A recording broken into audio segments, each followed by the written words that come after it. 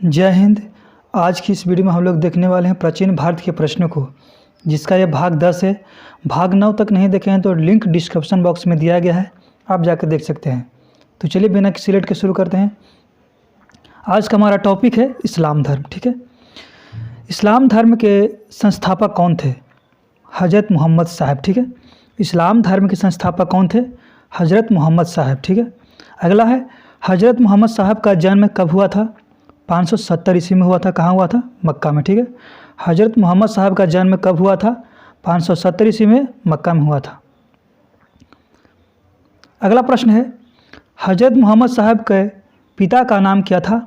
अब्दुल्ला। ठीक है, हज़रत मोहम्मद साहब के पिता का नाम अब्दुल्ला था, जबकि माता का नाम अमीना था। ठीक है, अगला प्रश्न है 24 सितंबर 622 ईस्वी को हज़रत मोहम्मद साहब के मक्का से मदीना की यात्रा इस्लाम जगत में किस नाम से जाना जाता है? मुस्लिम संवत या हिजरी संवत के नाम से जाना जाता है।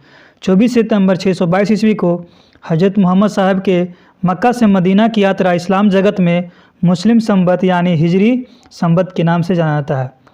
अगला प्रश्न है पैगंबर मोहम्मद साहब को कुरान अरबी भाषा में संप्रेषित की थी तो देवदूत गैब्रियल ने। किसने?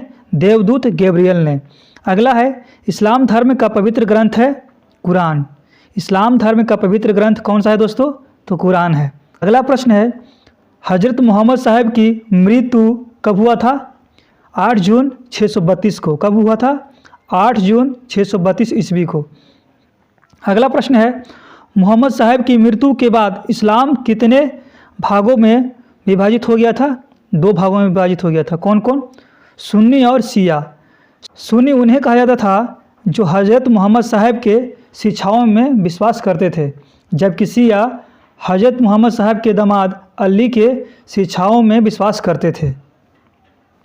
अगला है पैगंबर मोहम्मद साहब के उत्तराधिकारी क्या कहलाए थे? तो खलीफा कहलाए थे। पैगंबर मोहम्मद साहब के उत्तराधिकारी क्या कहलाए? खलीफा कहलाए। अगला प्रश्न है हज़रत मोहम्मद साहब की जीवनी किसने लिखी थी? इब्न इसाक ने लिखी थी। किसने लिखी थी? इब्न इसाक ने लिखी थी मोहम्मद साहब की जीवनी। अगला प्रश्न है मोहम्मद साहब के जन्मदिन पर कौन सा पर्व मनाया जाता है? ईद मिलाद उन नबी। ठीक है, मोहम्मद साहब के जन्मदिन पर ईद मिलाद उन नबी मनाया जाता है। अगला प्रश्न है भारत में सर्वप्रथम इस्लाम का आगमन किसके द्वारा हुआ था? अरबों के द्वारा हुआ था।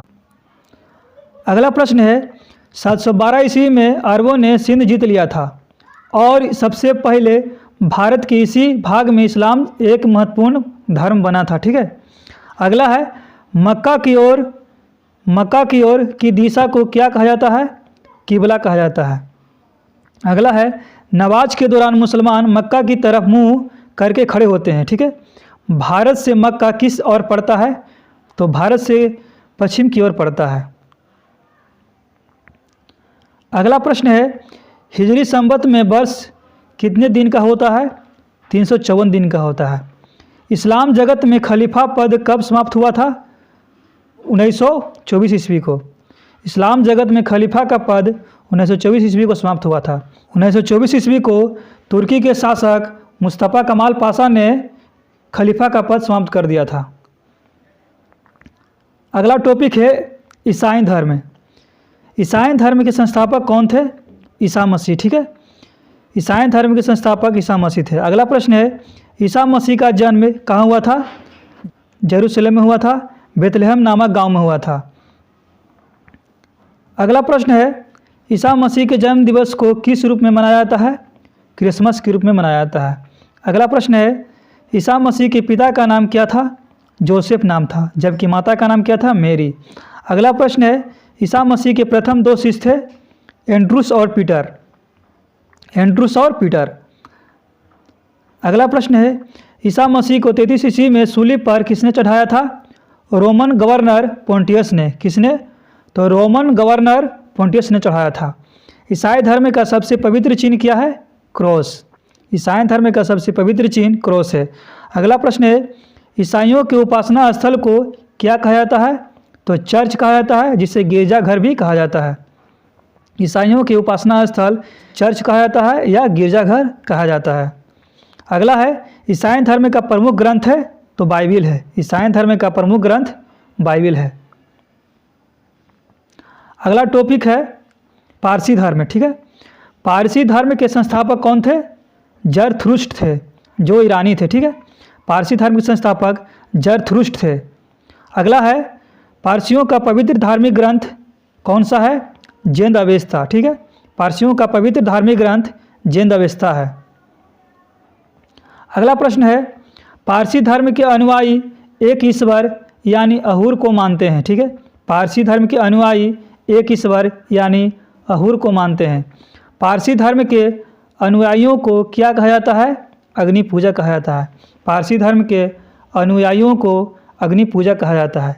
वीडियो आपको कैसा लगा? अगर वीडियो पसंद आया तो लाइक करना भूलिएगा। अगर चैनल पर नए हैं तो सब्सक्राइब करना भूलिएगा। तो चलिए दोस्तों, मिलते हैं नेक्स्ट वीडियो में। तब तक के लिए जय हिंद।